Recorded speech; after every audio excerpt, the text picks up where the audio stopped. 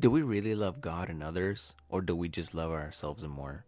Many of us say we love God, but give Him the bare minimum of our day. I understand that some of us have jobs and many responsibilities, but even then, we can still give some of that time to Him. If you can't read the Bible, you can at least listen to it throughout your day. We can't grow in our faith if we don't carry God's wisdom. His wisdom is what teaches us what we ought to do and gives us the perseverance to follow through. So, how do we live the proper way to love?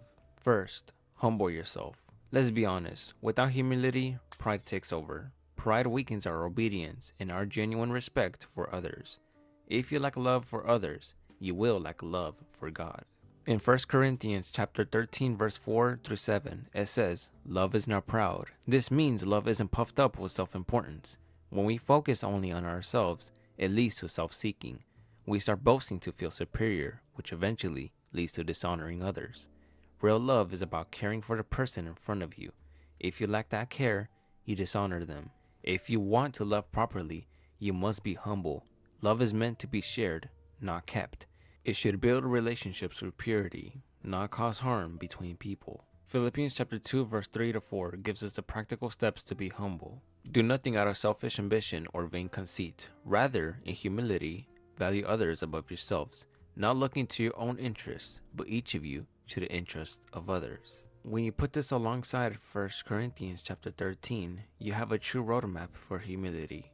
It's a sign that you are moving away from yourself and moving toward loving others the way God intended. Second, serving others. You can do this in many ways, whether it's at work, in your community, or through simple acts of generosity.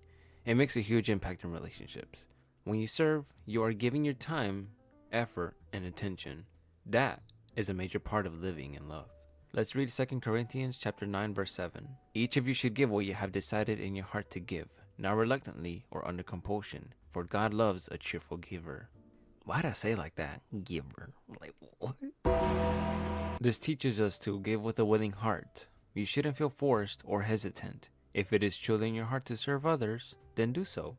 And the third one, have a strong sense of care. This one heavily applies to everything, being humble, serving, but most importantly, steadfast. If we love our neighbor as ourselves, then we'd do anything for them. This doesn't mean to do everything at once for that person, but I mean it like if the person is in deep distress, be with them until they recover. If they are in need of any help, do so with a generous and kind heart. If they are at some risk, stick by and help. In John chapter 15 verse 13, it even goes to show how great love can be. Greater love has no one than this, to lay down one's life for one's friends. As astonishing as this looks, don't immediately think, oh, I must risk my life for someone right now. It's more of a way to expressively extend love to the highest point. Jesus gave everything he had even while being tired. His sacrifice costed everything. What we should see from that sacrifice is that it was the strongest form of love. And so we must go on to imitate that same strong love. Not about dying, but willing to do so much for someone.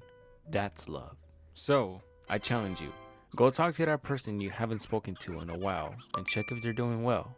Truly observe people as you go out today. Give a sincere compliment. You never know how much it might change someone's day. Spread kindness, joy, and love. Not just once, but be steadfast in it. It's exactly what the world needs right now.